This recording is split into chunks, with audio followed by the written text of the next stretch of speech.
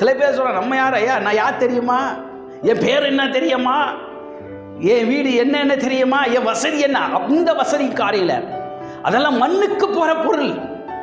இன்னைக்கு எவ்வளோ பொருட்களும் எல்லாம் சம்பாதித்தாலும் மண்ணான மண்ணுக்கே போகும்.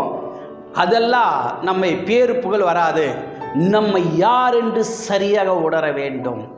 இந்த முதல் குறிப்பில் சொல்லப்பட்டிருக்கிறது, நாம் தேவனுடைய சாயல்.